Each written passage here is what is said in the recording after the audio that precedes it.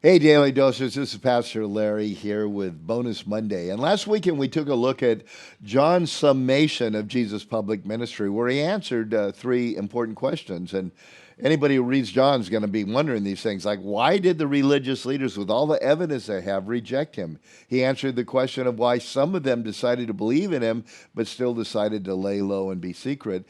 And he explained the end result of those who decide to reject Jesus, and that it's not that Jesus is going to condemn them, but their very decision and their very words are the things that they're going to be held to. And that's what separates us from God forever.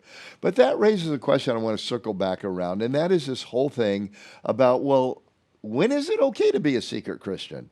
And as I said, if it's your life and your family, your protection, you're totally secret. But most of us don't live in the zone where the question is, am I an absolute secret Christian?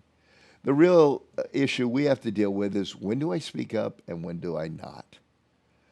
And every now and then, I kind of got some of this when I was growing up as a new Christian. We get this idea that, well, if you're ashamed of me, you won't confess me before men, I won't confess you. And Jesus indeed says that. But that meant anything that moved, anybody talked to me, I had to, just make sure they knew I was a Jesus follower.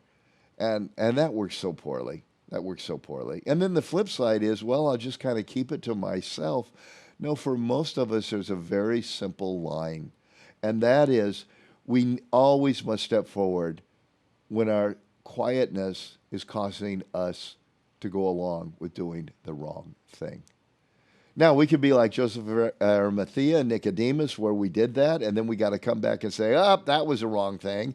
And that's what they did when they stepped forward to take a crucified body. I mean, a Roman citizen couldn't even be crucified. And they're telling Pilate, hey, this is my man. I want him buried in my tomb. Talk about risky.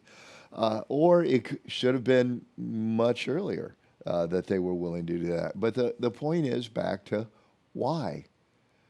If I'm keeping quiet so that you can know who I am as a person, you don't jump to conclusions, whatever it would be, that makes total sense.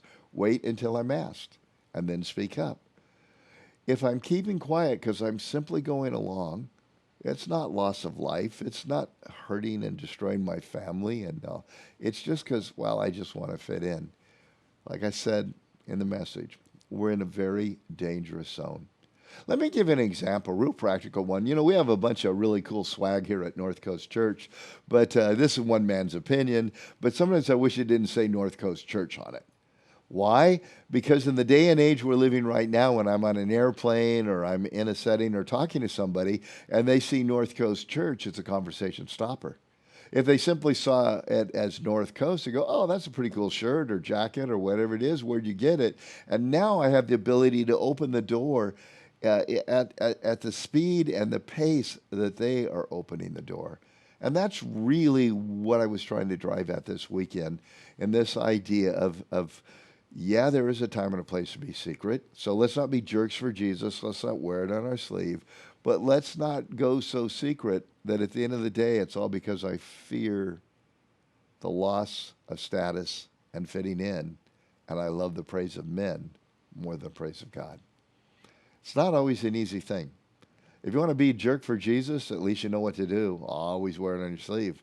If you want to just keep your mouth totally shut and not let anybody know, you know what to always do. Keep your mouth shut, not let anybody know. But the wisdom is to walk somewhere there in between. Let the Holy Spirit to know, what's he calling me to say and to do today.